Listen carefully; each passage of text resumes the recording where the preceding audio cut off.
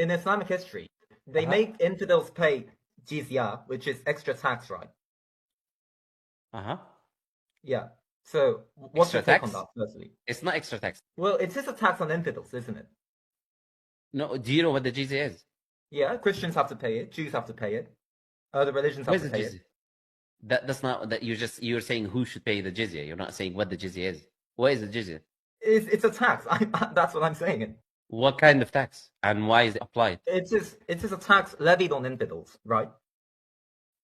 Not right. That's incorrect. Yeah. Allah Azza wa Jal mentions the jizya in the Quran, in chapter 9 of the Quran. It's a tax for specific type of people. Who are those people? They are the military-aged male combatants. So children, women, old people who are poor, who have no money, anyone who has zero money to pay, anyone who's like, let's say, a priest or a monk who doesn't work or whatever, all of these categories of people are exempt from the jizya.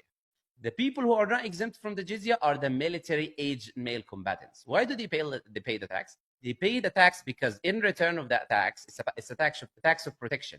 So if a war happens, Muslims will go and fight and die for those non-Muslims who will be safely in the Muslim land while Muslims are fighting on their behalf to protect them. Now, on the other hand, this tax, which is limited and it's specific, it doesn't increase or decrease based on how much money you have. On the other hand, Muslims have to pay something called the zakah, which is 2.5%. The jizya can be 1 dinar, 2 dinar, 3 dinar, 4, depending on the school of thought of the judge that is going to apply the jizya and the Islamic ruling, which is very, very small amount of money. Now, Muslims, on the other hand, have to pay 2.5% of their wealth yearly, and this 2.5% is dependent on your wealth. If you have a lot of money, it'll be 2.5%. It can be millions. Now, it fluctuates and it can be different based on the amount of savings and money that you have as a person. On the other hand, the non-Muslim who's living, a woman doesn't need to pay the jizya. A child doesn't need to pay the jizya. An old, poor man doesn't need to pay the jizya. All of these people don't need anything. Now, on the other hand, the military-age combatant are going to pay it, so they don't need to fight. But Muslims are going to pay 2.5% of their wealth. Not only that, they're going to fight also.